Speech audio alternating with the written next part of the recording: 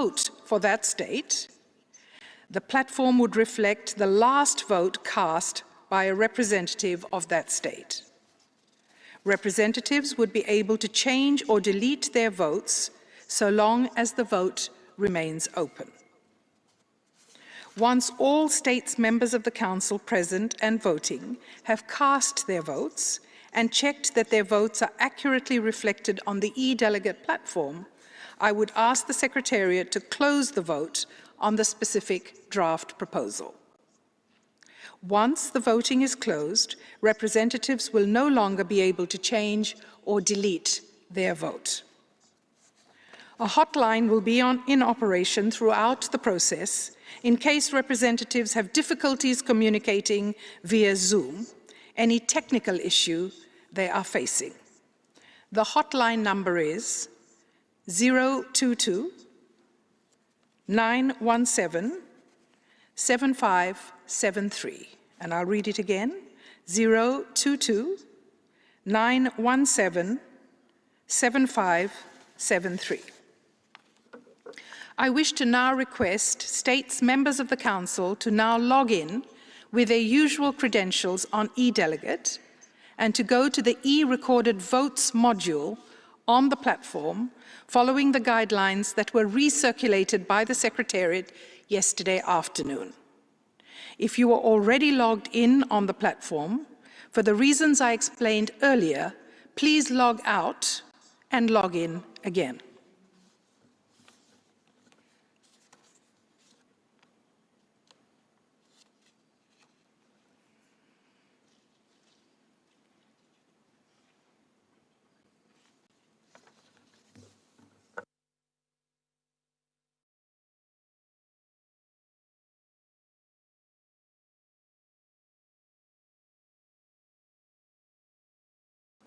If all representatives are now logged in, I will ask the Secretariat to open the test vote on L0.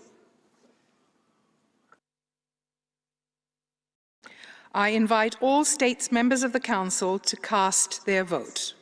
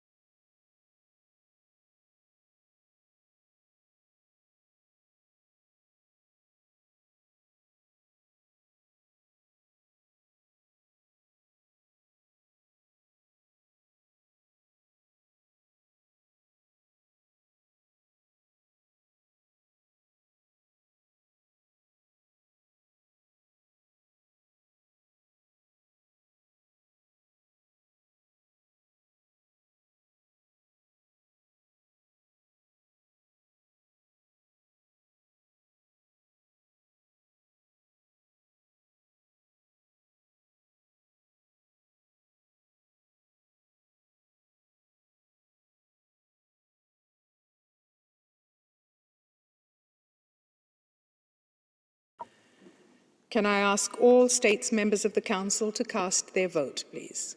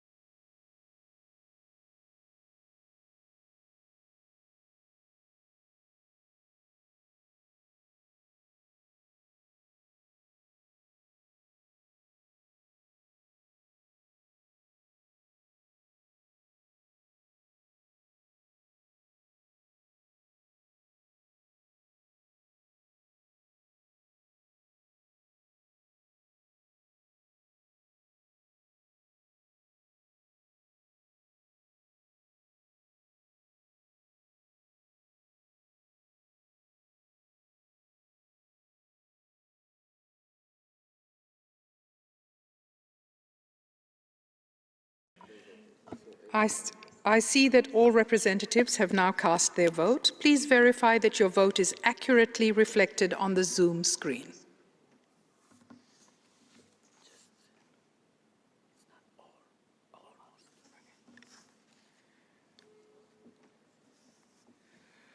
If any representative is facing a technical issue, this is the moment that you should tell us about the difficulty that you are facing.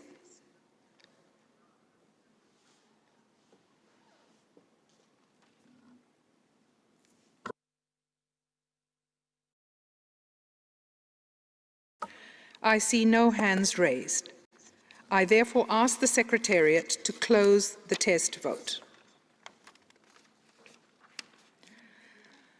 Ladies and gentlemen, having successfully completed the test vote, we will now begin consideration of draft proposals.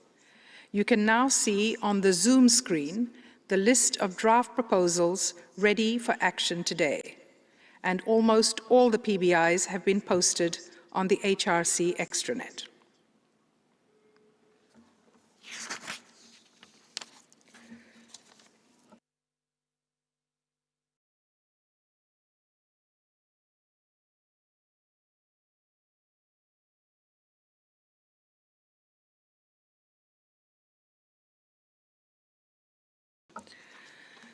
The Council will now consider draft resolution L1 Rev 1, entitled Promoting Reconciliation, Accountability and Human Rights in Sri Lanka. I give the floor to the representative of the United Kingdom to introduce the draft text. You have the floor.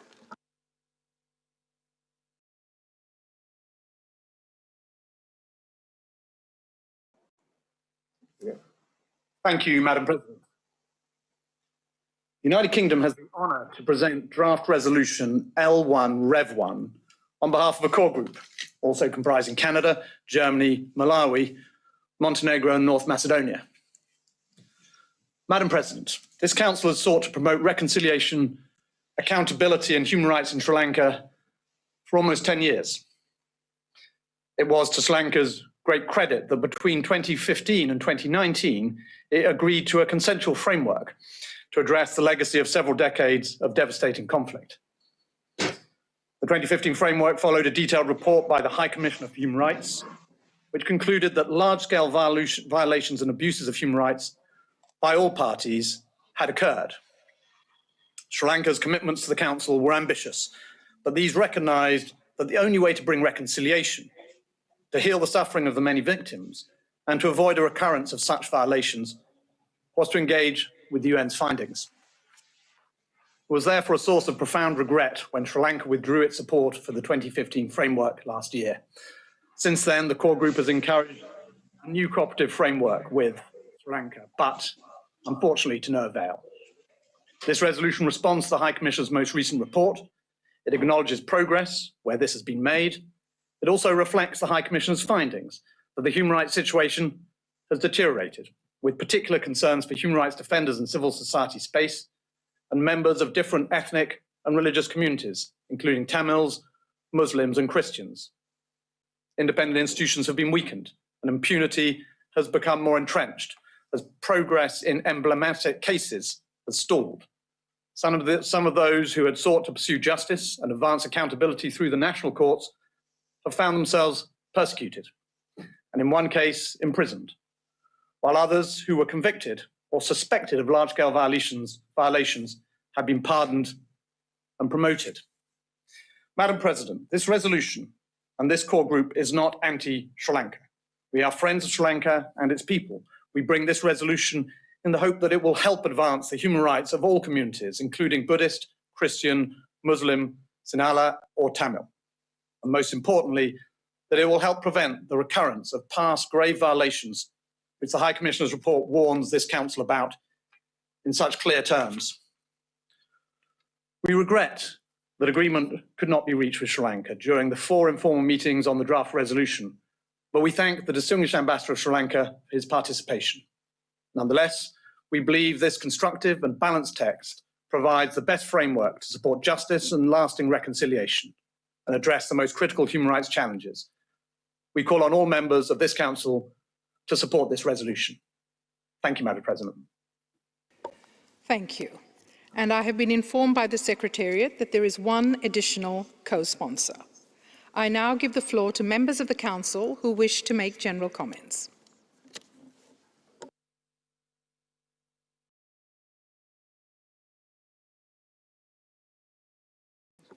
I give the floor to the distinguished representative of Austria. Thank you, Madam President. I have the honor to speak on behalf of the EU member states that are members of the Human Rights Council. This general comment has been agreed by the EU as a whole. We thank the cross-regional group for presenting this very balanced resolution. Reconciliation, accountability, and human rights in Sri Lanka have been considered in the Human Rights Council for many years, including through consensual resolutions in previous years. The EU regrets that the government of Sri Lanka has withdrawn its support to these resolutions. We are concerned about a setback of the important gains made. It is key that the Human Rights Council signals the international community's continued support for post-conflict reconciliation and accountability in Sri Lanka. This resolution is also important given the warning signs of a deteriorating human rights situation, including erosion of democratic checks and balances, rise of exclusionary rhetoric, intensified surveillance and intimidation of CSOs, human rights defenders and victims, as well as discrimination of persons belonging to religious and ethnic minority communities. The EU is deeply concerned about these developments. We call on the government of Sri Lanka to continue to promote reconciliation, accountability, and human rights in Sri Lanka, including through cooperation on this resolution. For the above mentioned reasons, the EU supports resolution L1/Rev1 and hopes it will be adopted by this Council by consensus. Thank you. Thank you. And I now give the floor to the distinguished representative of the Philippines.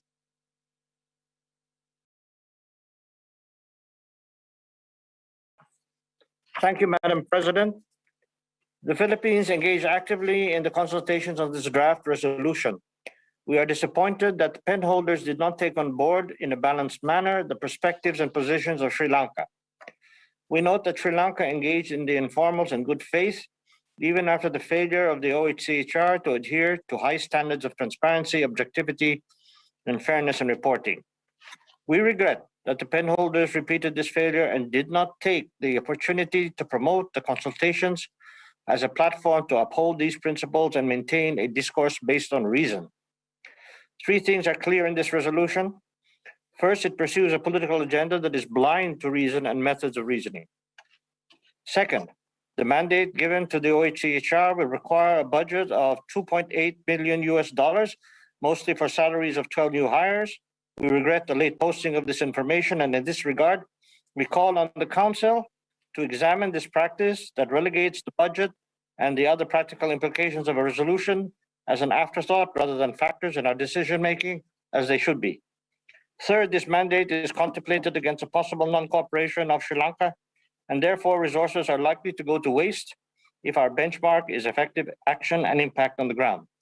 Madam President, the rest of the elements of this draft resolution are sketchy and unmoored, particularly its vision of a role for the OHCHR in collecting evidence and developing strategies for future accountability processes. These usurp the role of the state as duty bearer. While recognizing that no country has a perfect record on human rights, the Philippines has appreciated that the government of Sri Lanka has pursued reconciliation, accountability, and human rights through inclusive domestic processes. This is despite severe challenges in its resources and post-conflict security situation. There is no merit in actions by the Council that disrespect these national processes and are driven by simplistic generalizations of complex conditions on the ground. Many of us in Geneva are sheltered from the actual experience of terrorism, conflict, and socioeconomic challenges that are everyday realities to Sri Lanka's 21 million people. This is a handicap that prevents some Council members from being more sober in their judgments about the situation in Sri Lanka and from flexing the powers of the Council more wisely. Madam President, the Philippines will vote no on this resolution, and we ask other Council members to apply wisdom, responsibility, and sobriety on this matter and do the same. Thank you. Thank you. And are there any other delegations who wish to make general comments?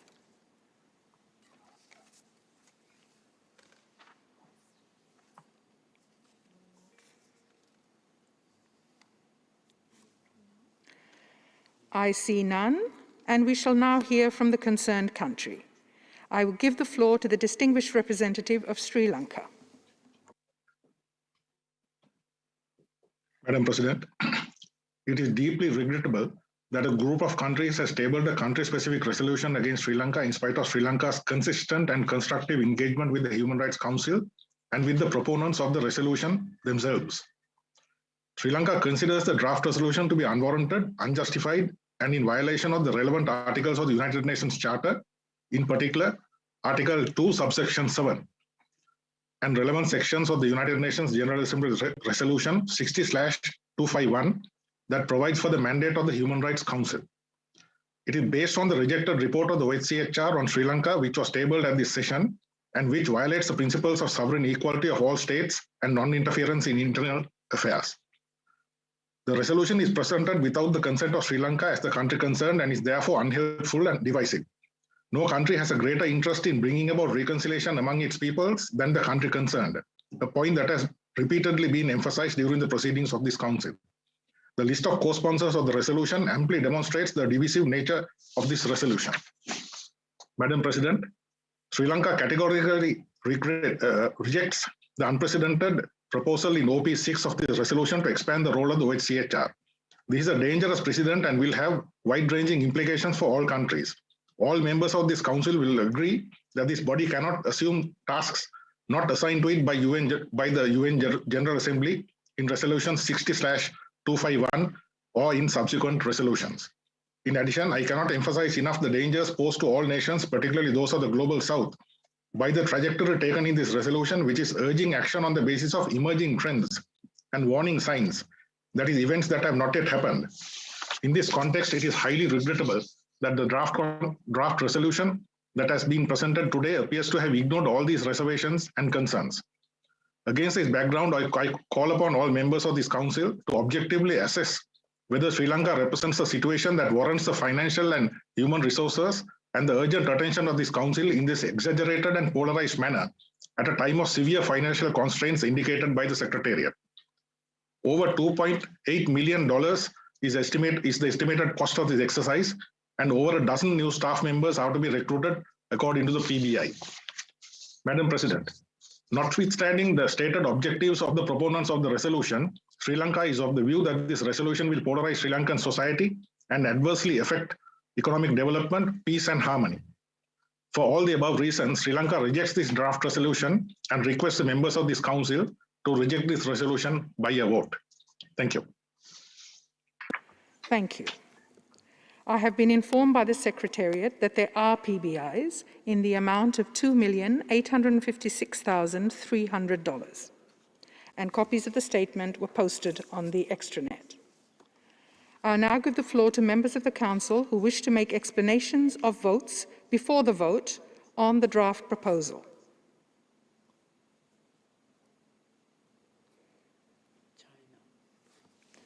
And I give the floor to the distinguished representative of China.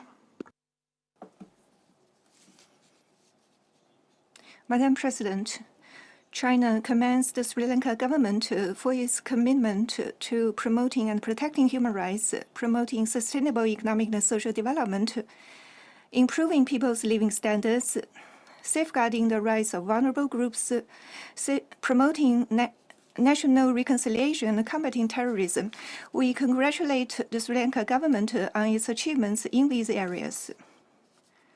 According to GA Resolution 60/251, the work of the HRC should follow the principles of universality, impartiality, objectivity, and non-selectivity.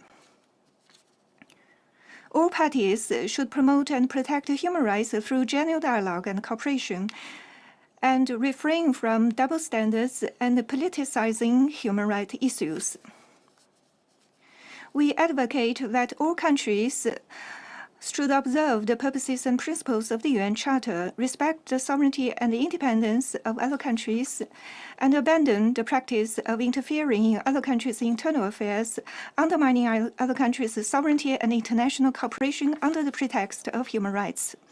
The sponsors of draft resolution L1 Rev 1 disregards the efforts and achievements by the Sri Lanka government to promote and protect human rights, ignores the wishes of the Sri Lanka people, and interferes in Sri Lanka's internal affairs under the guise of human rights, and disrupts the excellent situation of Sri Lanka's development and stability. This doesn't help to promote and protect human rights. Rather, it's a typical example of politicizing human rights. The HRC should not facilitate this dangerous trend. To safeguard the purposes and principles of the UN Charter and the principles established in GA Resolution 60/251, China requests a vote on draft resolution L1 Rev 1 and will vote against it. We call on the HRC members to jointly vote against this resolution. Thank you. Thank you. And I now give the floor to the distinguished representative of Japan. Thank you, Madam President. Japan recognizes the need for improvement regarding the human rights situation in Sri Lanka, as well as the need for further efforts towards national reconciliation in the country. At the same time, Japan takes note of the actions taken by Sri Lanka, such as the establishment of the Commission of Inquiry to investigate past cases of human rights violations, and the payment of reparations amounting to 142 million rupees during 2020. In order to achieve national reconciliation and improvement of the human rights situation, it is critical for Sri Lanka to implement its own initiatives. To this end, Japan has supported Sri Lanka, including through dispatching our experts to the country. Japan hopes the international community will encourage and support Sri Lanka's efforts. For the above reasons, Japan will abstain from voting on this draft resolution. Thank you. Thank you. And I now give the floor to the distinguished representative of Pakistan. Thank you, Madam President. Pakistan has always advocated dialogue and engagement as preferred means to advance respect for and to resolve concerns around human rights. Consent of and cooperation with the country concerned are essential ingredients in support of national efforts to promote compliance with human rights obligations. We appreciate Sri Lanka's constructive engagement throughout the informal consultation on the draft resolution before the Council.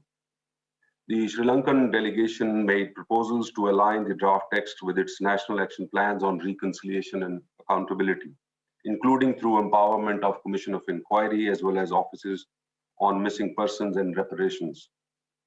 We regret rejection of these proposals.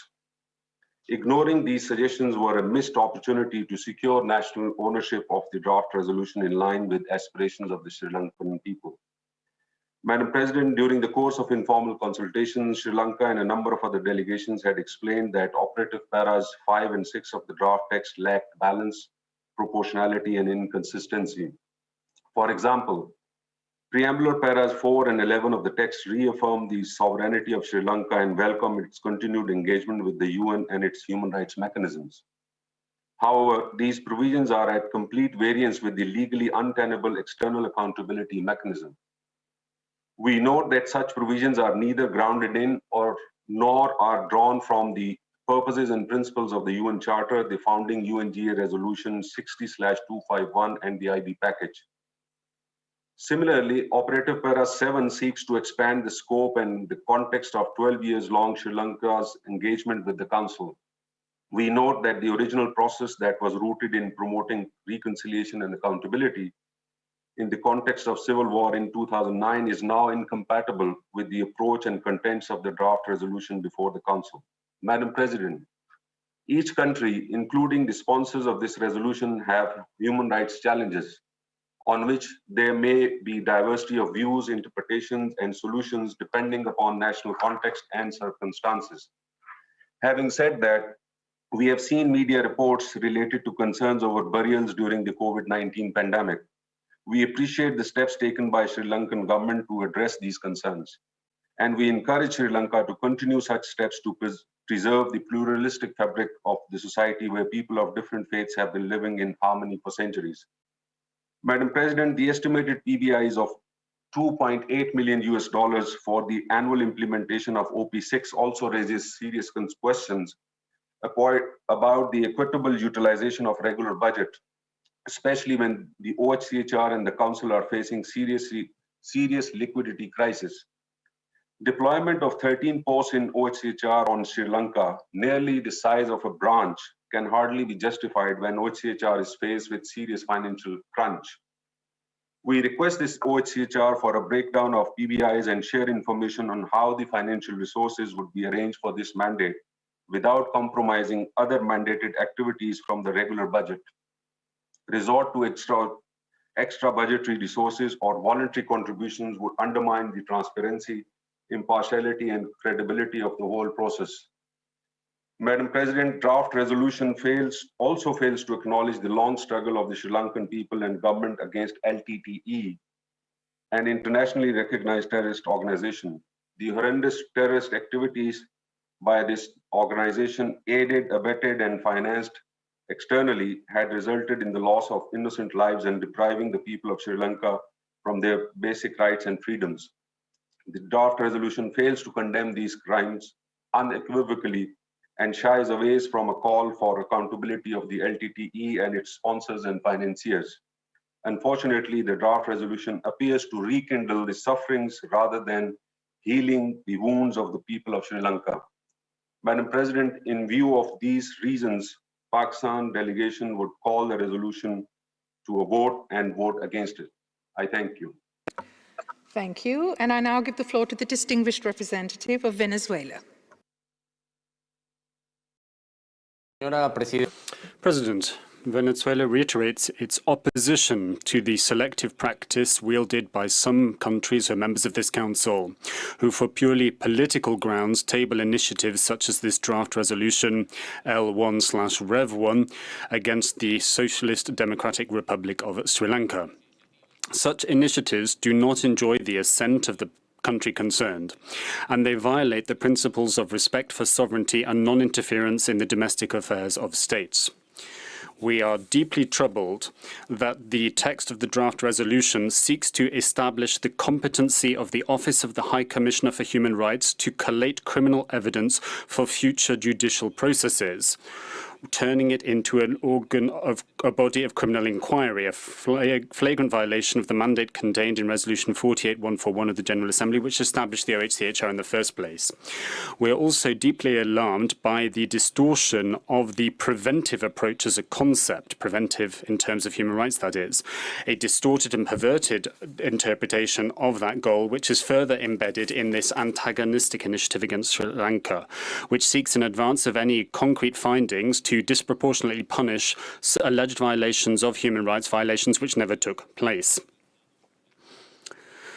It is regrettable that the sponsors of draft resolution L1/Rev1 seem to have ignored the major efforts undertaken by the government of Sri Lanka to comply with its commitments in terms of human rights, and to do so since the restoration of peace in 2009. President, Venezuela rejects as baseless the interventionist attempts underway into the internal process being experienced by this country towards true national reconciliation. We would like to flag the major risk inherent in biased draft resolutions which follow an interventionist model such as this one. This practice is a throwback to the anachronistic practices and selective proceedings which some major powers and their allies seek to impose, an assault on independence and sovereignty of the countries of the global south, particularly those countries that will not bow the knee to the whims of these global powers. We condemn the selective nature, the politicization, and the blatant double standards in these initiatives which establish hostile mandates at the behest of those who seek to uphold murky interests of their own. Some governments of the countries which have promoted these draft resolutions have themselves committed and are still committing serious human rights violations, yet they themselves have never been the subject of similar initiatives. Sri Lanka is cooperating actively with this council and its mechanisms and with the OHCHR, demonstrating major headway made in the promotion and protection of the human rights of its people. This draft resolution is entirely unwarranted, for which reason it should be rejected by the members of the Security Council, and we call upon them all to vote against it. For all of the aforementioned reasons, Venezuela energetically and categorically opposes draft resolution L1 Rev 1, and we will vote against. Thank you very much. Thank you. And I give the floor to the Russian Federation. Thank you, Madam President. The Russian delegation once again reaffirms its position about the fact that it is not acceptable for the Council to consider politicized country resolutions. Experience has shown that these rarely improve the situation of human rights on the ground. On the contrary, they tend to drive the state concerned away from constructive cooperation with international human rights mechanisms. A clear example of this is the draft resolution on promoting reconciliation, accountability and human rights in Sri Lanka. Instead of trying to support the country's delegation and encourage it to engage in dialogue, the sponsors of the draft resolution have preferred to continue using a former practice of making allegations against it. This draft resolution does not reflect balance or objectivity. Therefore, the Russian Federation will vote against this draft resolution, and we call on other states, members of the HRC, to follow suit. Thank you for your attention. Thank you. And I give the floor to the distinguished representative of Cuba. Gracias. Thank you, President. The Human Rights Council should prioritize cooperation and constructive and respectful dialogue. And universal mechanisms such as the UPR should be used as the sole guarantee of ensuring that we fairly and not on a selective basis address human rights issues and concerns. The resolution before us currently does not enjoy the support of Sri Lanka. The government of this country has provided clear and convincing and abundant proof on its position with regard to this resolution, and that should be respected. For that reason, that draft resolution will only further serve the ends of politicization, bias and double standards which have crept into this forum and which should be decried. We agree with the opinion and the concerns that have been flagged by previous speakers about the prevention component contained within this draft resolution. And we're also concerned about the mandate that we are seeking to confer upon the OHCHR if we adopt this resolution, calling upon them or granting them the right to compile evidence as a precursor to future trials. Cuba will continue to uphold the basic principles of cooperation, dialogue and exchange between all countries, and to do so on the basis of the content of the United Nations Charter. President, we reject this draft resolution. It does not refer to issues related to the PBI that will be entailed by its adoption. There's certainly not been enough discussion on the imputed PBIs. For all of these reasons, we will vote against this resolution. Thank you. And I give the floor to the distinguished representative of India. Madam President, India believes in the primary responsibility of the states for the promotion and protection of human rights and constructive international dialogue and cooperation guided by the principles and purposes of the UN Charter in support of such efforts. As an immediate neighbor, India has contributed to the relief, resettlement, rehabilitation, and reconstruction process in Sri Lanka after 2009.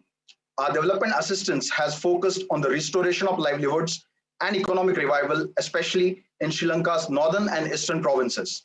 Madam President, India's approach to the question of human rights in Sri Lanka is guided by two fundamental considerations. One is a support to the Tamils of Sri Lanka for equality, justice, dignity, and peace. The other is in ensuring the unity, stability, and territorial integrity of Sri Lanka. We have always believed that these two goals are mutually supportive and Sri Lanka's progress is best assured by simultaneously addressing both objectives. India supports the call by the international community for the government of Sri Lanka to fulfill its commitments on the devolution of political authority, including through the early holding of elections for provincial councils, and to ensure that all provincial councils are able to operate effectively in accordance with the 13th Amendment to the Sri Lankan Constitution. At the same time, we believe that the work of OHCHR should be in conformity with the mandate given by the relevant resolutions of the UN General Assembly. We would urge that the government of Sri Lanka carries forward the process of reconciliation, address the aspirations of Tamil community, and continues to engage constructively with the international community to ensure that the fundamental freedoms and human rights of all its citizens are fully protected. I thank you, Madam President. Thank you. And I give the floor to the distinguished representative of Brazil for a video statement. Madam President, Brazil thanks the core group for presenting the draft resolution on Sri Lanka. We commend the participation of the Sri Lankan ambassador during the informal consultations as a proof of goodwill, which certainly contributed to a more open and balanced approach during the discussions. We regret that in the end, the Sri Lankan mission decided to dissociate from the process due to different perspectives that could not be accommodated by the core group.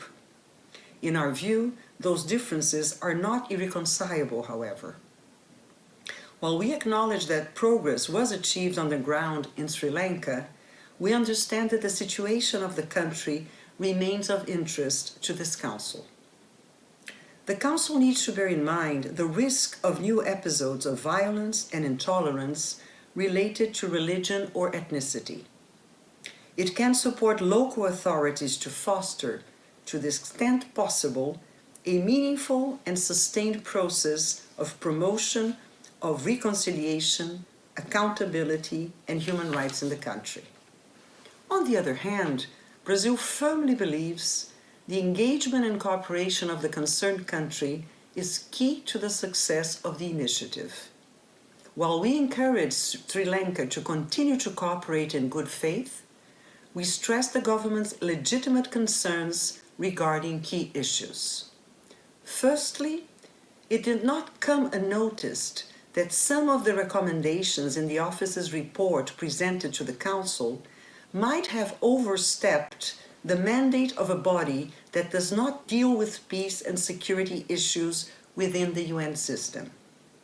Secondly, evidence relating to violations and abuses of human rights can only result from impartial, transparent, and thorough investigations. Prejudgments and politically motivated accusations must be kept at bay. We also share concerns expressed by some delegations during consultations on the implications of OP6. It requests certain measures to be taken by the office without the establishment of an international accountability mechanism, which would have been the common practice. With the above-mentioned considerations, Brazil will vote in favor of draft resolution 46/L.1 Rev 1 on Sri Lanka. I thank you. Thank you, and I give the floor to the distinguished representative of Bolivia. Gracias. Thank you very much, President. As this is the first time that I am taking the floor, I'd like to take this opportunity to express my government's commitment to ensuring this Council can work towards the proper protection and promotion of human rights. Bolivia rekindled democracy in 2020. The interpreter apologizes, but the sound does not allow for interpretation, and we do not have the statement. A los derechos humanos, condenados por varios países, instituciones y organizaciones alrededor del mundo. Hoy Bolivia ha dado el ejemplo al mundo de que es posible recuperar la estabilidad de un país sin injerencia de ningún tipo. Sobre el tema en discusión, pongo en conocimiento que Bolivia no ha cambiado de posición sobre los mandatos específicos contra los países, porque violan los principios universales del respeto a la integridad, la soberanía y la no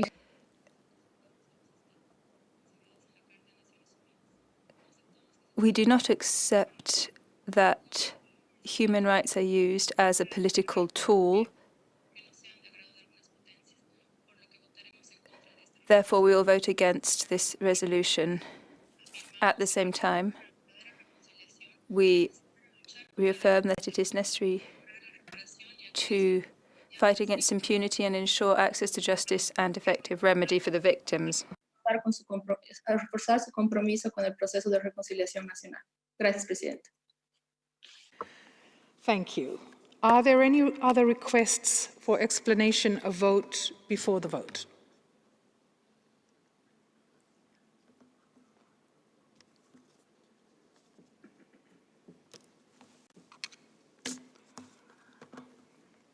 I see none.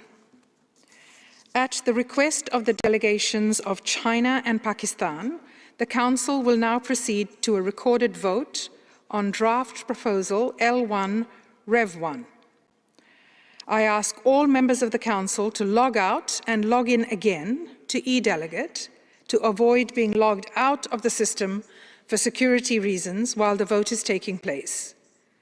Please note that your vote will appear on the screen after a delay of 4 to 6 seconds. I now ask the Secretariat to activate the vote, and I ask all delegations to register their vote.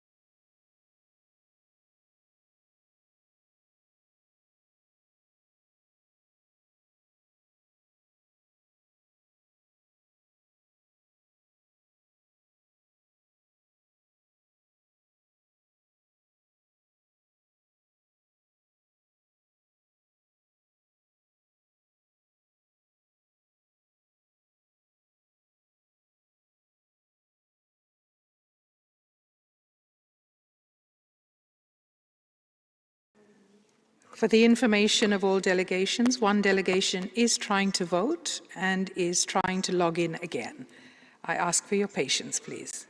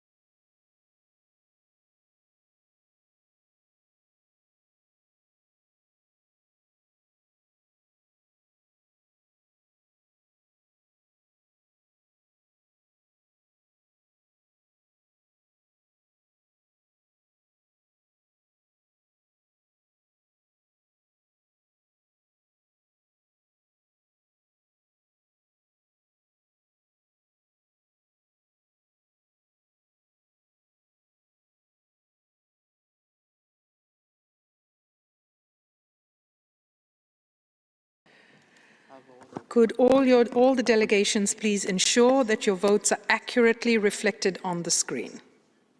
If so, I will ask the Secretariat to close the vote.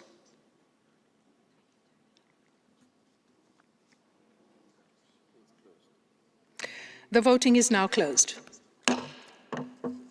The results of the recorded votes are as follows: 22 in favour, 11 against, 14 abstentions.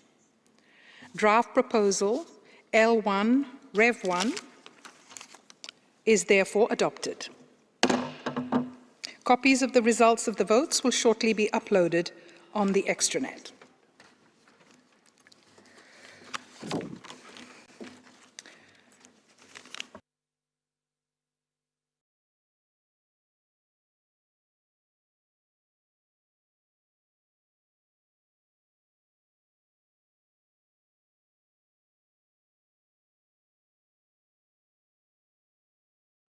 Yes. We will now take a short technical break for 3 minutes.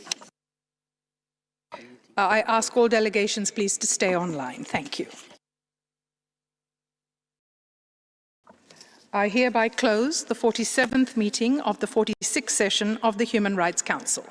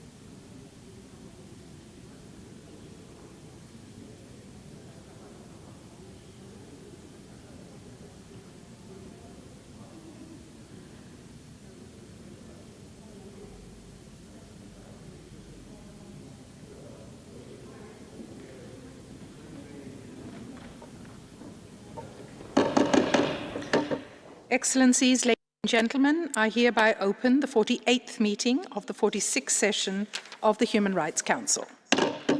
We will now continue to take action on draft resolutions, and the Council will now consider draft resolution L8 entitled Promotion and Protection of Human Rights in Nicaragua. I give the floor to the representative of Colombia to introduce the draft text by video statement.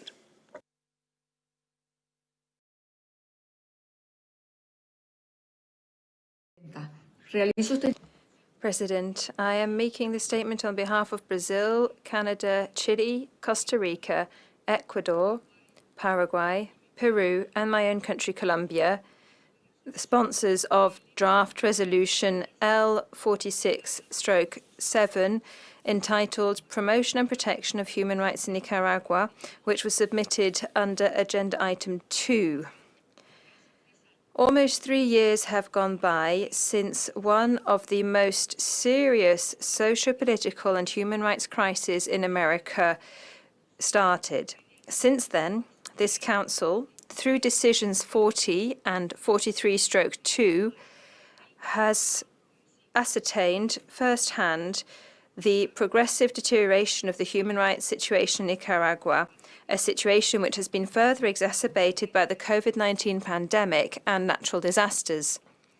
The latest report by the High Commissioner of the United Nations for Human Rights, which was presented during this 46th session, gives an account of the human rights violations that continue to be committed in Nicaragua. The report also reflects the silence and the zero cooperation with human rights mechanisms and the non-existent political dialogue by those who, for more than 14 years now, have controlled the Nicaraguan state. 49 delegations are co-sponsoring our effort to contribute to a solution to this difficult situation in Nicaragua. President, this Council has a mandate to and a moral obligation to seek to use all those tools available to it in order to protect and promote human rights. Therefore, the draft resolution calls on the Nicaraguan government to act in good faith and to cooperate with regional and international human rights mechanisms and to accept without delay humanitarian assistance. The draft resolution calls on this Central American state to take steps to ensure the application and exercise of democracy by the people of Nicaragua. We call for an end to the serious human rights violations there and to impunity.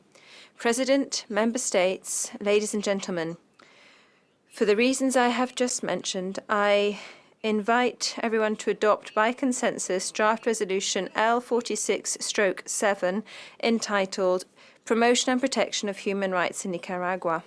Thank you very much. I thank you.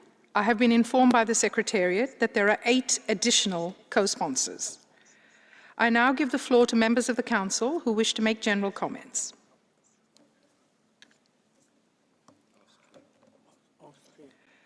And I give the floor to the distinguished representative of Austria. Thank you, Madam President. I have the honor to speak on behalf of the EU member states that are members of the Human Rights Council. This general comment has been agreed by the EU as a whole. We thank Brazil, Canada, Chile, Colombia, Costa Rica, Ecuador, Paraguay, and Peru for their leadership with respect to keeping Nicaragua on the agenda of the Human Rights Council. It is of concern to the EU that democracy, the rule of law, and human rights continue being undermined in Nicaragua, including by persistent restrictions on civic space and the state repression of dissent, which includes acts of intimidation, harassment, and unlawful or arbitrary detention and surveillance of political opponents, demonstrators, journalists, and civil society. The EU shares the grave concern expressed in L8 about recent legislative and constitutional reforms that further disregard civil and political rights and the lack of accountability for past and ongoing violations and abuses. We call on Nicaragua to cooperate with the regional and international human rights systems, including to implement the recommendations put forward by the OHCHR. The EU urges the government to enter into an urgent and inclusive dialogue on electoral reforms with the Nicaraguan opposition, including the various national organizations and political parties that have presented electoral reform proposals aimed at guaranteeing fair and transparent elections and to fulfill its commitments taken in agreement with the opposition in March 2019. This is an essential step to restore trust, and we stand ready to engage constructively and work together with the government towards a peaceful and democratic way out of the ongoing crisis. Human rights are fundamental to peaceful, inclusive, and just societies. The EU stresses that the continued reports of torture, arbitrary detentions, increased violence against women and girls and indigenous peoples, and the prevailing impunity in Nicaragua speak to the need for continued monitoring by this Council. For all the reasons reflected above, the EU member states that are members of the Council will vote yes, and we call on the future membership, on the full membership of the Council to join the call on Nicaragua to respect, protect, and fulfill human rights in line with its obligations under international law. Thank you. Thank you. Are there any other requests for the floor to make general comments?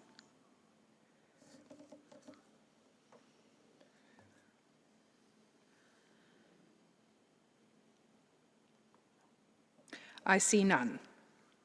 We shall now hear from the concerned country, and I give the floor to the distinguished representative of Nicaragua.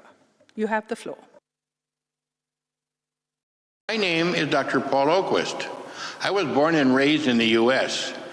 I have been a Nicaraguan citizen since 1981 and exclusively since 1983. I am author of the book Equilibra, The Philosophy and Political Economy of Existence and Extinction. I serve the Nicaraguan people as Minister Private Secretary of National Policy in the Presidency of the Republic of Nicaragua. Last year, I had my civil, political, and human rights violated by an illegal, unilateral, coercive measure by which the U.S. Treasury, by administrative edict, without judicial recourse, made me a permanent economic untouchable for having served in the Nicaraguan cabinet beginning in 2007, a cruel and unusual punishment. In this century, there have been 8 coups d'etat and coup attempts in Latin America and the Caribbean, namely Venezuela 2002, Haiti 2004, Honduras 2009, Ecuador 2010, Paraguay 2012, Brazil 2016, Nicaragua 2018, and Bolivia 2019. Each and every one of these coups and attempts were against democratically elected leftist or progressive governments. This represents a massive interference in Latin American Caribbean politics and violation of the civil, political, and human rights of the affected peoples and of Latin America as a whole. In the case of Nicaragua, the slogan most used by the coup plotters was, "Que se vaya ya," go now. And when inaugurating the negotiating table, the coup perpetrators considered it a surrender table, asking for the resignation of President Daniel Ortega, who had been elected with 72% of the vote in 2016, in elections whose results were congruent with all polls of all tendencies. The entities linked to the coup have been financed by U.S. agencies for years, and they visited U.S. officials at the highest level, who explicitly stated that they not only wanted to overthrow the government of Venezuela, but also the governments of Cuba and Nicaragua. The pre-coup attempt and post-attempt have been accompanied by a campaign of fake news and disinformation of Goebbelsian big lie proportions that repeated thousands of times become a media fact, no matter how far from reality they may be.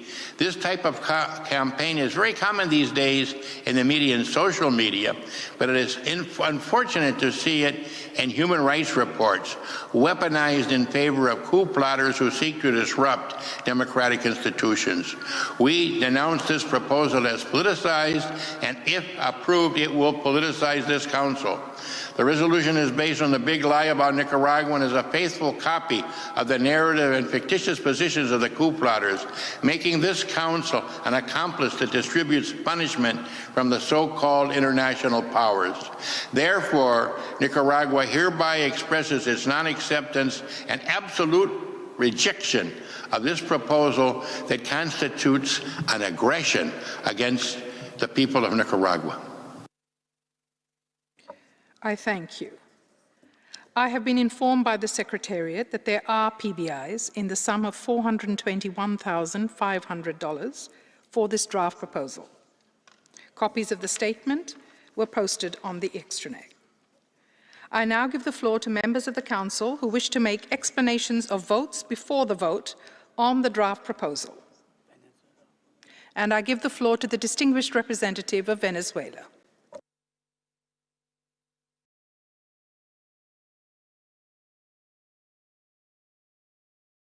Gracias, señor. Thank you, President. We reject, in vehement terms, Draft Resolution L.8. This initiative is a clear interference in the internal affairs of the Republic of Nicaragua. It is unacceptable that this Council continues to be used as a tool for politicization, following the agenda of some powers and their regional allies who seek to destabilize sovereign nations. This draft resolution pursues the same objective of those groups which in 2018 sought to destabilize through violence the government of National Reconciliation and Unity of Nicaragua. It also reflects support for extremist factions operating outside the country and which have historically shown that they have no interest in the well-being or progress for Nicaraguan citizens. We call on the member states of this council to reject Draft Resolution L.8, the text of which is completely imbalanced and the content of which shows no sign of contributing to Nicaragua's development.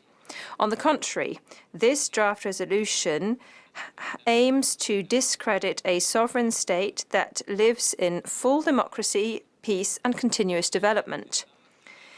The initiative submitted is full of subjective appraisals and considerations that are partial, incomplete, and misrepresentative, and they create a scenario which only exists in the minds of those countries that promote it.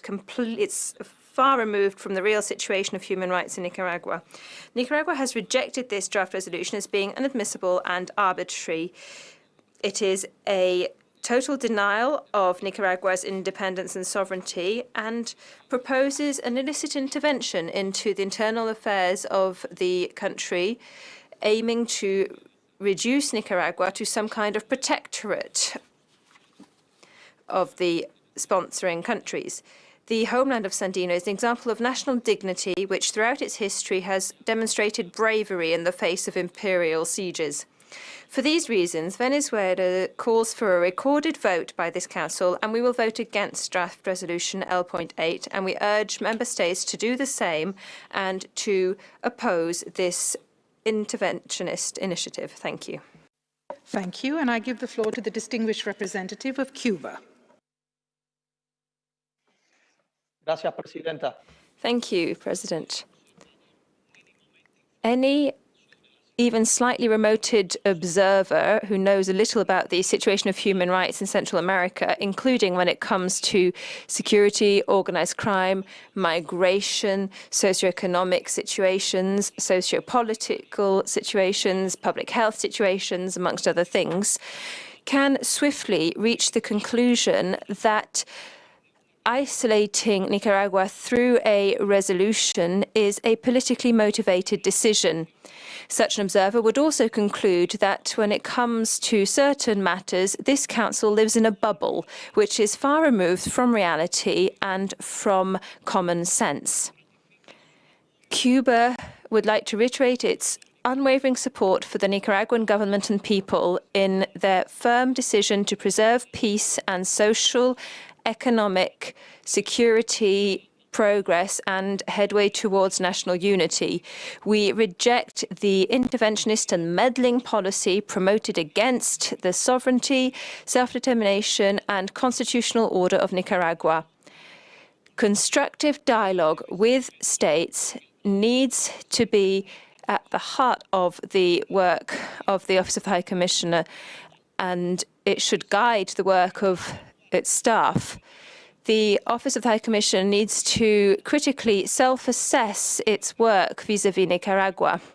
Cooperation on the ground with human rights mechanisms and the office is something that is done upon request by states, and states can end such cooperation when they deem that fit. President, Cuba rejects draft resolution L8, and therefore we will vote against it. Thank you. Thank you, and I give the floor to the distinguished representative of Mexico. Thank you, President. My delegation will vote in favour of draft resolution L8 in representation of our concern at the human rights situation prevailing in Nicaragua. We'd like to thank the sponsors of the text, which reflects the comments, proposals and input put forward by various countries during the informal consultation process. We believe that, generally speaking, this draft resolution does bring together various sources of concern that were duly captured in the report of the Office of the High Commissioner, issues which deserve the attention and the follow-up of this Human Rights Council. That said, we do believe that certain aspects of the draft could lead to confusion and could have benefited from greater clarity, such as, for example, the calls for legislative reform to be enacted. It would have been desirable for the text to reflect the degree of cooperation that exists between the Nicaraguan government and various agencies of the United Nations to address the COVID-19 emergency and the aftermath of those hurricanes which had such a serious impact on this country. As far as Mexico is concerned, it is vital that we continue to promote constructive dialogue with the Nicaraguan authorities in order to encourage them to resume the path towards cooperation and collaboration with international organizations. Where we have a text which duly and reflects in a balanced way the principal issues of concern, and which emphasizes and underscores the recommendations which should be acted upon, it will be easier to reach understanding. We launch a respectful appeal to the penholders of this initiative and the Nicaraguan authorities to maintain open channels of communication in order to ensure that this, our brother country, can overcome the challenges with which it is confronted with the support and cooperation of the international community, and to do so with full respect for sovereignty and for the Charter of the United Nations. Thank you very much.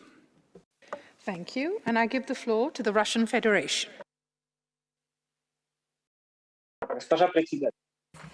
President, this draft resolution is biased and not aimed at improving the human rights situation in Nicaragua, but at unpicking the political situation in the country.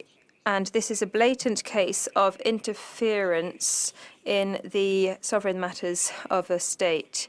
We regret that once again this method of accusation has been resorted to. It has no prospects, and it has been resorted to instead of constructive dialogue. The attempts by some states to worsen the situation in the country and encourage unrest there and use unilateral coercive measures to exert pressure on Nicaragua would be counterproductive. We believe that the problems in the field of human rights need to be discussed exclusively on a mutually beneficial and equal basis without any interference from outside. Once again, sadly, we are forced to note that a political consideration of the Nicaraguan situation discredits the work of the Council. In essence, it is a waste of resources which the UN as a whole and the Council in particular need, given the tense budgetary situation. The Russian Federation will vote against this draft resolution. Thank you. Thank you. And I now give the floor to Argentina.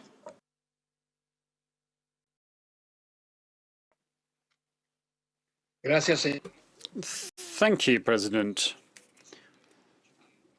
Derechos Humanos. República Argentina desea reiterar su oposición We would like to reiterate our opposition to unilateral coercive measures and sanctions, in particular those that have a direct impact on enjoyment of human rights, particularly economic, social and cultural human rights, and all the more so in one of the poorest countries in Latin America, such as Nicaragua. We'd also like to voice our support for the work of the OHCHR, as we always do. Through the reports of the OHCHR, it's been able to shed a light on the human rights situation in Nicaragua, particularly the report submitted in February. The government of this country has recently demonstrated an openness to cooperation with specialized agencies of the United Nations in response to the COVID-19 pandemic and the aftermath of hurricanes in the country. It is also urgent that this country extend this cooperation to all mechanisms of the organization, in particular the OHCHR. And this country is also urgently called upon to implement all of the recommendations made by the OHCHR in its report. In light of the aforementioned, we will vote in favor of the aforementioned resolution. Thank you. Thank you. And I give the floor to the Czech Republic. I would like to inform the Council that the Czech Republic has withdrawn its co-sponsorship for this draft resolution. You have the floor. Thank you, Madam President.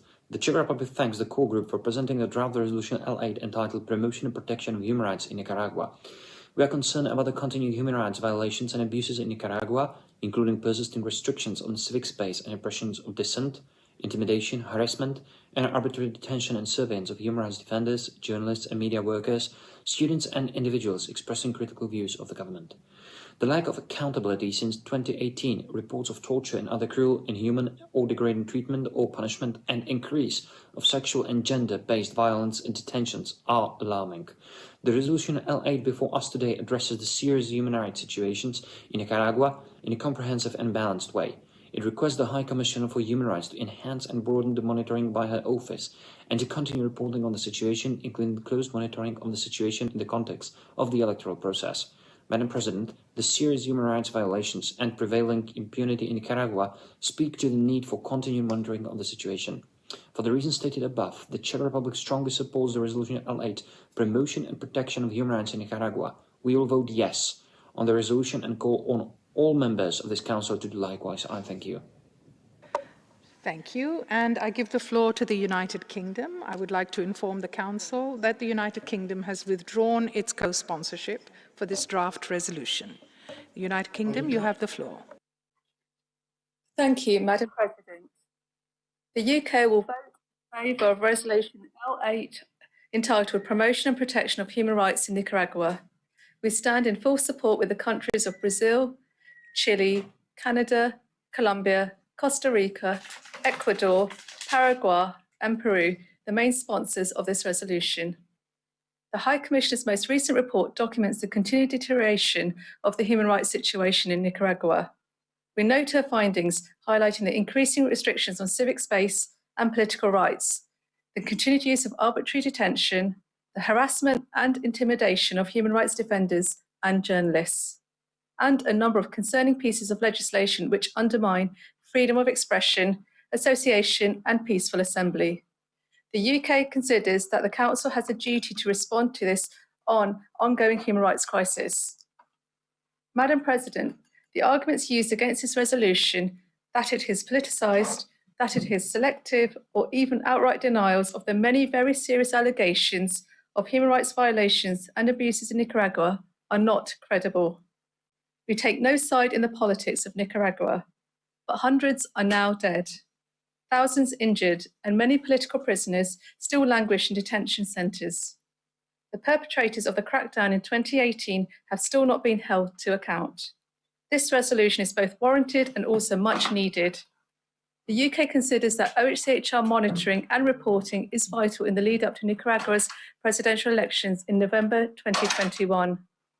We call upon the Nicaraguan government to cooperate fully with UN investigations and regional human rights mechanisms. This resolution, which maintains international scrutiny and pressure, paves the way towards improving the human rights situation for all Nicaraguans.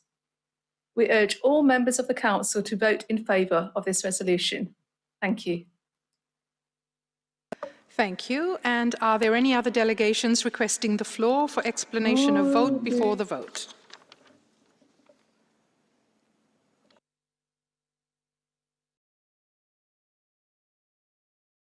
I see none. At the request of the delegation of Venezuela, the Council will now proceed to a recorded vote on draft proposal L8, and I ask all members of the Council to log out and log in again to e-delegate to avoid being logged out of the system for security reasons while the vote is taking place. Please note that your vote will appear on the screen after a delay of 4 to 6 seconds. I now ask the Secretariat to activate the vote, and I ask all delegations to register their vote. Delegations may wish to click on the refresh button on the top left-hand side of the screen in case the draft proposal does not appear immediately on the screen.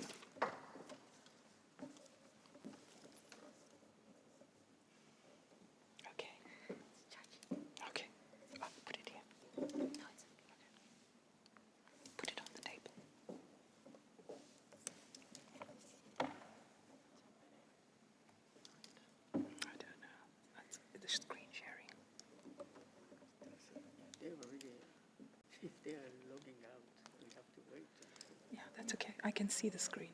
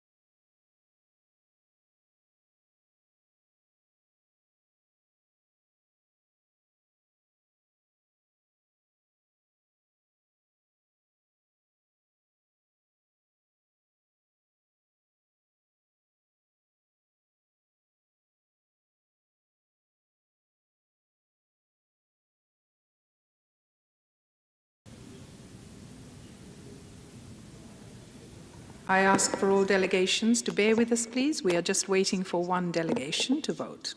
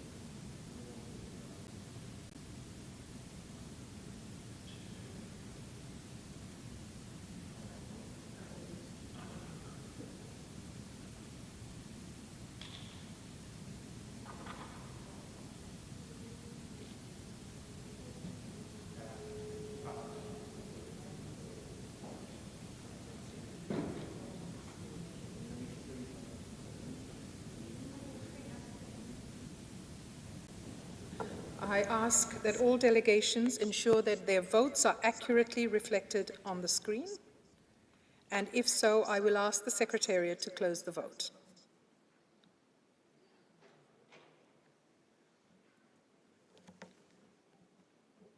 The voting is now closed. The results of the recorded votes are as follows: 20 in favour, 8 against, 18 abstentions. Draft proposal L8 is therefore adopted. Copies of the results of the votes will shortly be uploaded on the extranet.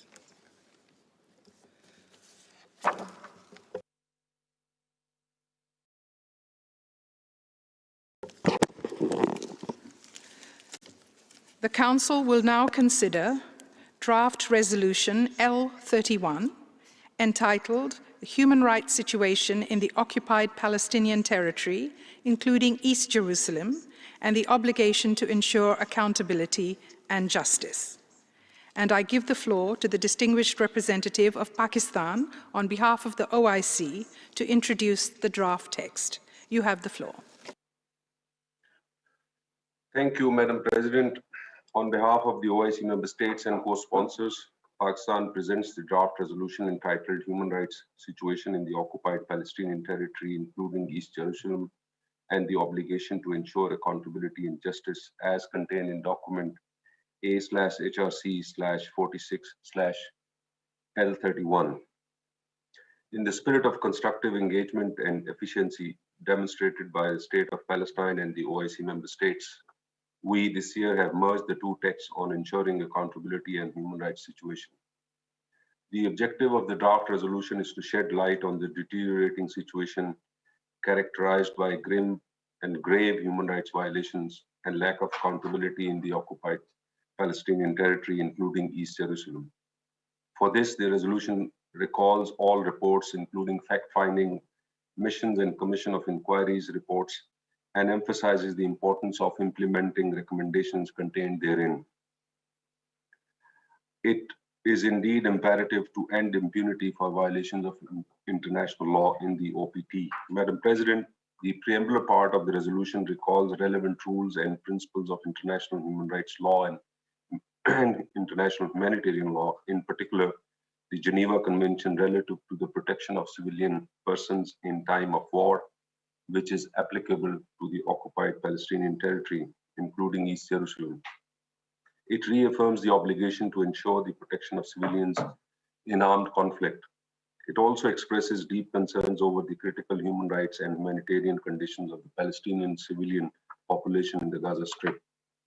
The operative part of the draft resolution demands that all practices and actions that violate the human rights of the Palestinian people should cease.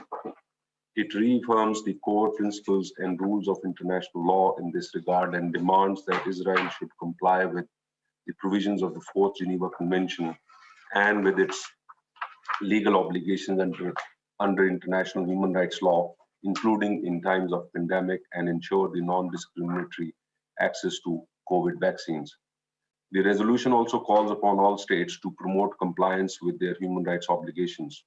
It further calls on all high contracting parties to the Fourth Geneva Convention to respect and to ensure respect for international humanitarian law in the OPT, including East Jerusalem, in accordance with Article 1, common to the Geneva Conventions, and to fulfill their obligations under Articles 146, 147, and 148 of the Convention. As this resolution calls for upholding the human rights and ensuring accountability for violations of international law, we hope the Council members would join consensus by adopting this resolution. I thank you. Thank you. And I have been informed by the Secretariat that there are 8 additional co-sponsors. I now give the floor to members of the Council who wish to make general comments. And I give the floor to the distinguished representative of Austria. You have the floor. Thank you, Madam President. I have the honor to speak on behalf of the EU member states that are members of the Human Rights Council. This general comment has been agreed by the EU as a whole. We wish to thank the Mission of Palestine for its engagement and efforts on this and other resolutions. We welcome the choice to present this merged text under item 2, thus reducing the overall number of resolutions and taking into account our principled position on item 7. We recognize the considerable effort made by the Palestinian mission, and we look forward to continue engaging with them in a positive spirit. Thank you very much. Thank you. Are there any other delegations requesting the floor to make general comments?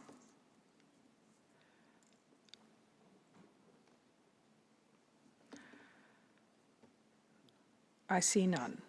We shall now hear from the concerned countries, and I give the floor to the distinguished representative of Israel. You have the floor. Madam President, this resolution may be presented under item 2, but it still contains the same one-sided, distorted understanding of the situation on the ground like its item 7 predecessors. When I look through this resolution, I'm amazed that members of this Council can ever consider this a fair and balanced resolution. It does not reflect the reality on the ground, and if anything, this resolution will contribute to the polarization of the conflict. Madam President, how can this resolution reflect the reality on the ground when Hamas is not mentioned? Hamas is a terrorist organization that is responsible for the most abhorrent human rights abuses against Israelis and Palestinians alike. In fact, to reflect the absurdity of this resolution, it only mentions terrorism and incitement when condemning Israel and does not attribute any responsibility to Palestinian actors. How can this resolution reflect the reality on the ground without mentioning the 100,000 trucks which entered Gaza from Israel carrying food, fuels and more over the past year, or without mentioning the more than 2,000 tons of textiles worth 65 million shekels exported from Gaza last year? How can this resolution reflect the reality on the ground without mentioning the 140,000 medical permits given to Palestinians to be treated in Israel, including 13,000 children? How can it reflect reality without mentioning that it is the Palestinian Authority responsibility to vaccinate its own people, and that despite this, Israel has facilitated the vaccine against COVID-19 for over 100,000 Palestinian workers? How can this resolution not mention the positive cooperation between Israel and the PA in facing the pandemic throughout the past year? Madam President, this resolution does not reflect the reality on the ground because this is not the purpose of it. Its purpose is not to ensure accountability and justice, nor to objectively assess the human rights situation. The sole purpose of this resolution by those who wrote it and those who support it is to negate Israel. It's to paint a picture, to tell a story, which the Palestinians continues to tell, one that does not reflect the reality.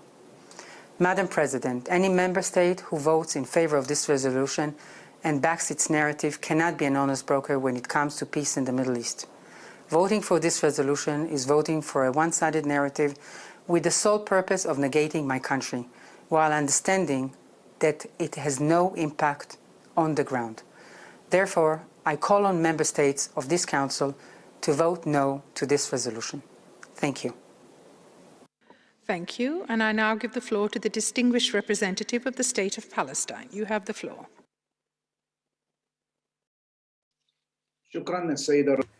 Thank you, Madam President. At the outset, I'd like to thank the Pakistan, the coordinator of the Islamic group. I would also like to thank the mission of the European Union and those who sponsored the resolution on the situation of human rights in the OPT, including East Jerusalem, and the obligation to ensure accountability and justice. This resolution comes in the context of the international obligation of the universal jurisdictions as a tool to ensure preventing grave violations of IHL and the international human rights law and the international customary law. The mission of Palestine this year has proceeded to consolidate the resolutions of the human rights situation and accountability. We are amazed as when we approach item 7, it would be said that Israel is being singled out. And when we approach the ICC for justice, some would reject that on the grounds that Palestine is not recognized as a state. This is indeed another sin perpetrated by these states. When we approach item 2, when we reduce the number of resolutions taken into consideration or remarks and amendments with a view to reaching a consensual format, some of the countries that would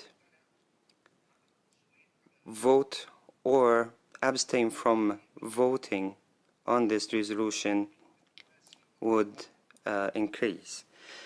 This leads us to emphasize that these countries should not at all call for accountability in any part of the world, given its duality, given the politicization that they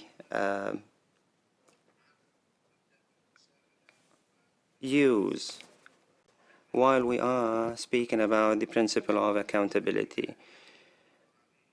The issue of Palestine is an issue of foreign occupation for over 45 years.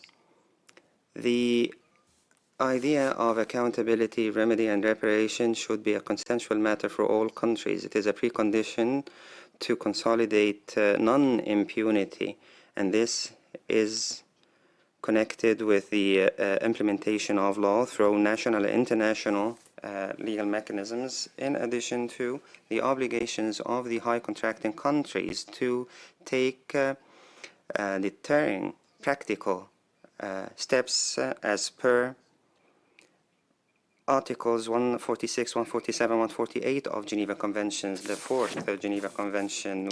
We also call for the implementation of the recommendations and the conclusions of the fact-finding missions sent by your council, your August Council, since 2006, as well as the outcome of the high contracting Party Summit held in 2014. Thank you, Madam President. Thank you. I have been informed by the Secretariat that there are no PBIs for this draft proposal. I now give the floor to members of the Council who wish to make explanations of votes before the vote on the draft proposal.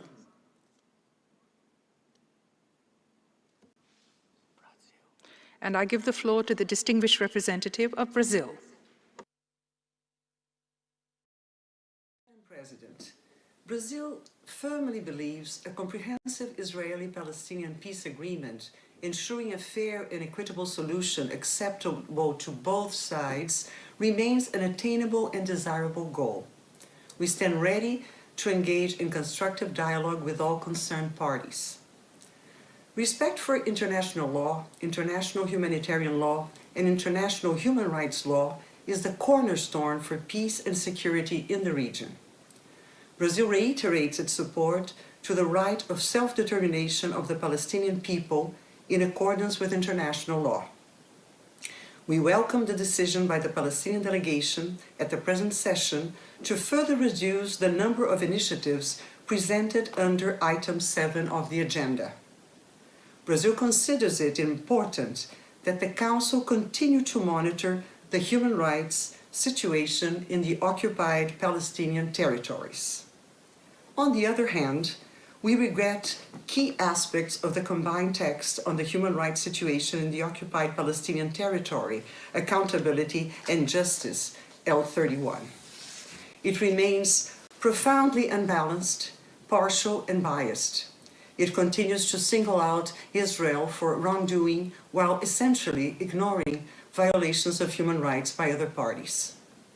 The issues of accountability and international criminal justice seem to be misplaced and misconstrued in the text. Likewise, references on possible war crimes and crimes against humanity have no place in a resolution that should focus on reporting by the High Commissioner on Human Rights. For such reasons, Brazil requests a vote on the resolution on the human rights situation in the occupied Palestinian territory, including East Jerusalem and the obligation to ensure accountability and justice. Brazil will vote against the resolution. I thank you. Thank you, and I give the floor to the distinguished representative of the United Kingdom. You have the floor.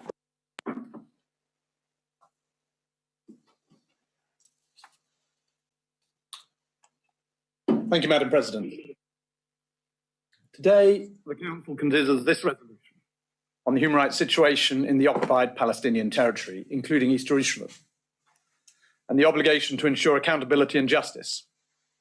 It will do so under an agenda item that does not discriminate between nations. The United Kingdom strongly welcomes the Palestinian decision to move another resolution from item 7 and to merge it with the accountability resolution that has been considered under item 2 since 2019. Because this merged human rights and accountability resolution is not under item 7, the United Kingdom has been able to engage in negotiations and consider it on its merits. The United Kingdom welcomes the condemnation in this text of rocket fire from Gaza into Israel. We strongly condemn the indiscriminate firing of rockets by Hamas and other militant groups. We are resolute in our commitment to Israel's security. We welcome the recognition of Israel's legitimate security considerations in this text. These have been long-standing UK asks that increase the balance in the text.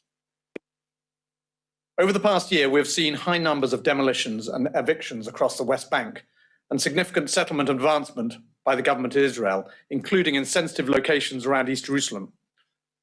We continue to be concerned by the treatment of Palestinian minors in Israeli military detention and by accusations of excessive use of force by the Israeli Defense Forces. The UN and its member states should address these serious matters in a measured and proportionate manner. Ultimately, Madam President, a solution to this long-standing conflict requires appropriate scrutiny of all parties. Despite positive moves, the United Kingdom's view is that the resolution put before the Council today should address more fully the conduct of Hamas and other militant groups in Gaza, particularly Hamas's treatment of the Palestinian population of Gaza, including on issues such as freedom of expression. On that basis, we will abstain. The UK also stresses that it does not recognise the state of Palestine or references thereto in this resolution. The United Kingdom will continue to call for scrutiny of the situation in the occupied Palestinian territories, and we reiterate our support for the positive steps taken by the Palestinian delegation to tackle our concerns around item 7. Madam President, let me end by restating the UK support for a two-state solution that ends the Israeli-Palestinian conflict. Thank you. Thank you. And I give the floor to the distinguished representative of Uruguay. You have the floor. Thank you very much indeed, Madam President.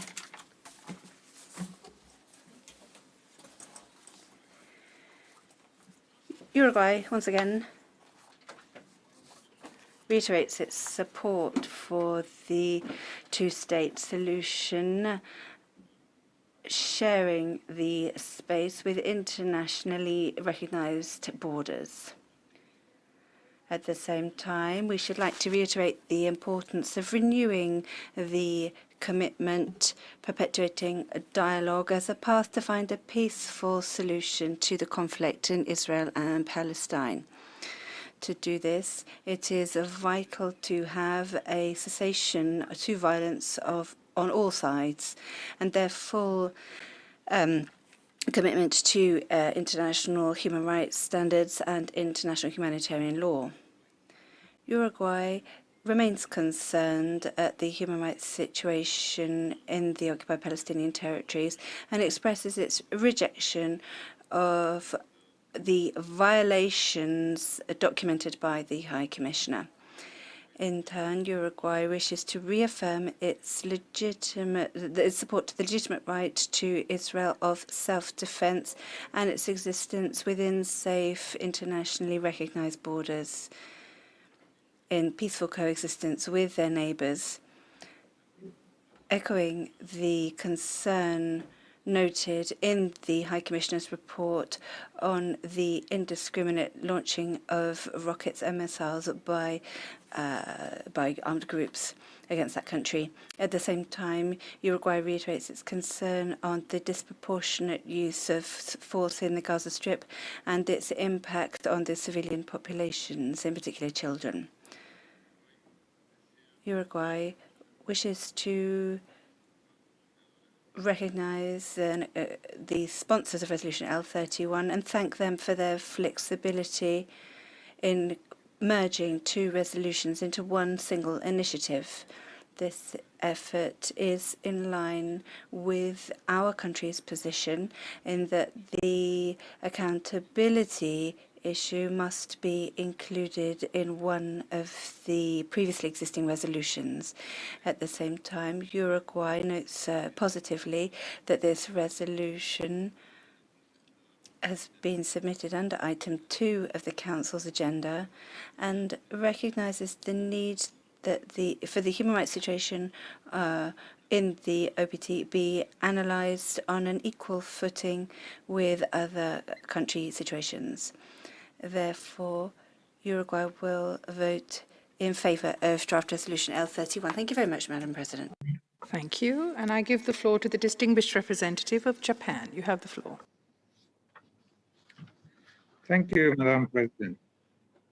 Before the vote, I would like to explain our position. Japan supports the integration of resolutions from the perspective of rationalization of the Human Rights Council resolutions. We encourage further streamlining of the rest of the resolutions under item 7. At the same time, Japan's stance on the issue of human rights in Palestine, as well as its position on the occupied territories, remain the same. The Human Rights Council has an important role to play in responding effectively to the crises and dire human rights violations witnessed in various places around the world, and protecting and promoting the human rights of all people. Japan has long made efforts to contribute to realizing peace in the Middle East and will continue to do so. We hope the Council will play a conducive role to this end. In this regard, Japan will vote in favor of the resolution. I thank you. Thank you. And are there any other delegations which wish to speak at this stage on explanation of vote before the vote?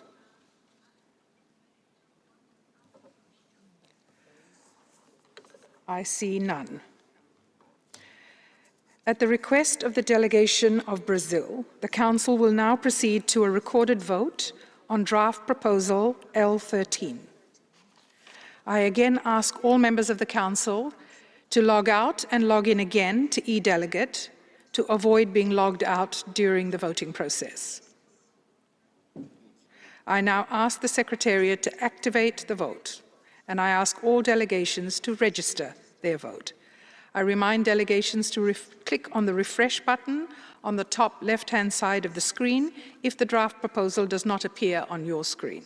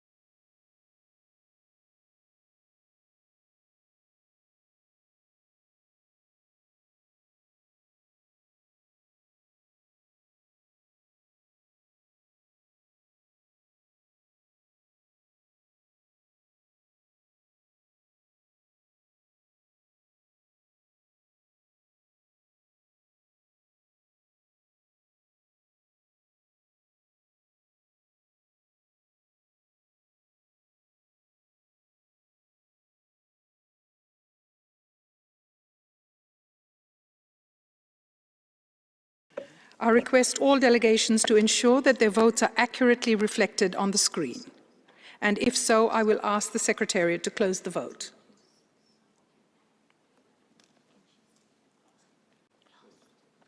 The voting is now closed.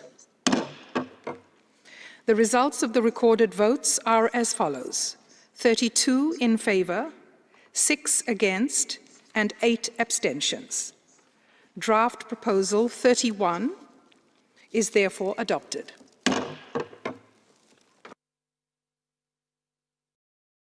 Copies of the results of the votes will shortly be uploaded on the extranet. We will now move to explanations of vote and general comments after the vote on all resolutions adopted under Agenda Item 2. And I understand that the delegation of Indonesia would like to take the floor. You have the floor. Madam President, we have closely followed the discussions on the draft resolution L1 Ref 1 on promoting reconciliations, accountability and human rights in Sri Lanka. We appreciate the continued and active engagement of the permanent representative of Sri Lanka during the informal negotiations. Such engagement shows the willingness and determination of the government of Sri Lanka to provide comments, explanations, and amendments to the draft, as well as in advancing dialogue with the core group. Indonesia values such engagement. Moreover, we have benefited from the explanation provided by the Sri Lankan delegations during the negotiations, particularly with regards to the efforts and challenges in the promotion and protection of human rights on the ground. We support efforts to further respect and protect human rights in Sri Lanka to be more inclusive. At this juncture, we are reminded that the Council resolutions has to provide solutions on the ground. For the resolution to be successfully implemented, engagement with the country concerned is imperative. We regret that there is no consensus on the draft. Indeed, the Council could extend its expertise to further support the promotion and reconciliations, accountability, and human rights in the country concerned. Hence, my delegation would like to emphasize that the Council should abide by its principles, namely that the promotion and protection of human rights must be based on the principle of cooperation and genuine dialogue and aim at strengthening the capacity of member states. Furthermore, all countries, including Sri Lanka, has their human rights obligations to fulfill the benefit of all human beings, including the UPR recommendations they accepted. Therefore, we voted abstain on the draft resolution L1 Ref 1 on promoting reconciliation, accountability, and human rights in Sri Lanka. Thank you. Thank you. And I give the floor to the distinguished representative of the Republic of Korea. You have the floor.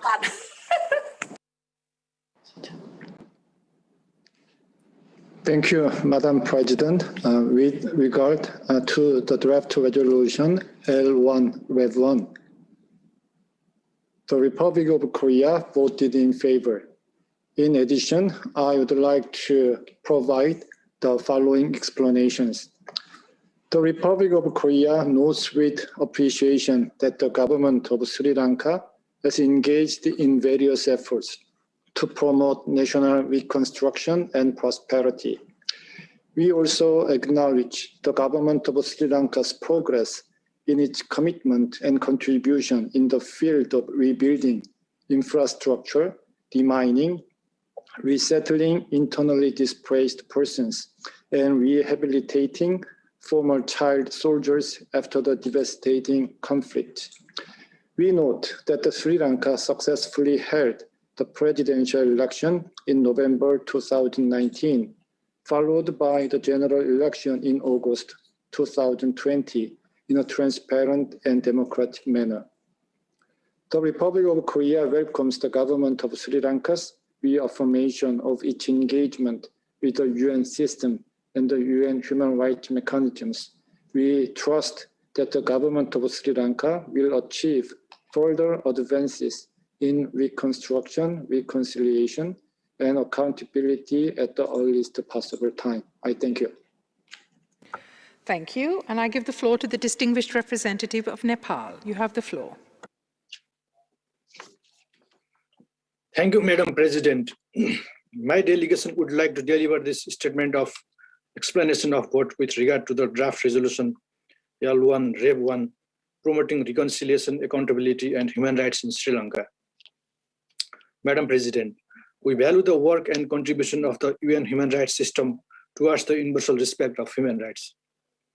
We would also like to reiterate that Nepal's own experience tells us that when conflict transformation and peace process is homegrown, nationally led, and owned, as well as based on the ground realities, the chances of its success remain high. We view that in the context of promoting reconciliation, accountability, human rights, and lasting peace in Sri Lanka, these aspects need to be given due consideration. In this line, we expected consensus on the draft resolution as it was achieved in the earlier resolutions on Sri Lanka. We expected that the concerns of country concerned would be taken into account and they would be brought on board, which would ensure the effective implementation of the resolution. But this did not happen. So we voted abstention. I thank you. Thank you. And are there any other requests for the floor for explanations of votes or general comments after the vote?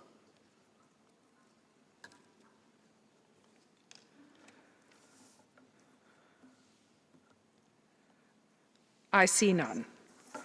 Excellencies, ladies and gentlemen, this brings us to the end of this meeting. We will resume in 30 minutes to continue taking action on draft resolutions. I wish to invite those observer states who will introduce draft proposals under Agenda Item 3 to log into the Zoom meeting during this break. Those observer states who are currently present in Zoom under Agenda Item 2 are asked to please exit this Zoom meeting. Thank you. We will resume in 30 minutes.